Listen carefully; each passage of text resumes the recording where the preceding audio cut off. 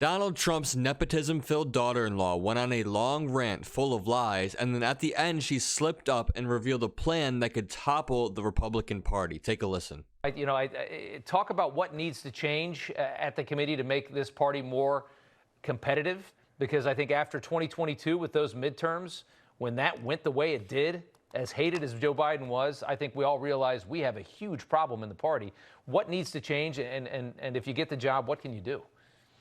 Yeah, well, listen, we need to be playing chess and not checkers, and that's exactly what we've been doing, unfortunately. And as you just pointed out, the Democrats have been playing a completely different game.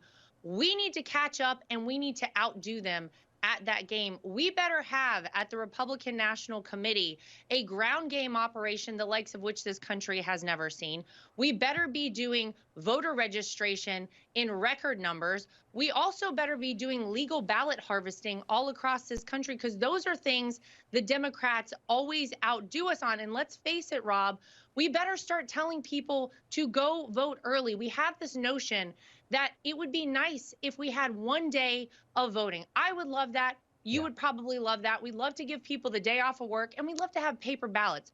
We don't have it right now. So we need to bank enough votes going into Election Day that we aren't trying to play catch up that day. We know things happen. Look at what happened in Arizona.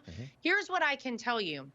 The RNC needs to be the leanest, most lethal political fighting machine we've ever seen in American history. That is the goal over the next 9.5 months. If I am elected to this position, I can assure you there will not be any more $70,000 or whatever exorbitant amount of money it was spent on flowers. Every single penny will go to the number one and the only job of the RNC. That is electing Donald J. Trump as president of the United States and saving this country. We have no time to waste. We've got to get to work. We've got a lot of money to raise. If you need any more proof that Donald Trump has the entire Republican Party wrapped around his finger, this video is all you need. Like, what do you call it when you're willing to sacrifice a ton of Republicans down ballot across the country just so one person has a better chance of winning? It's called a cult. Lara Trump got elected as the head of the RNC last night, and it's honestly going to benefit Democrats if her entire philosophy is to only funnel money into Donald Trump and not even focus on any of the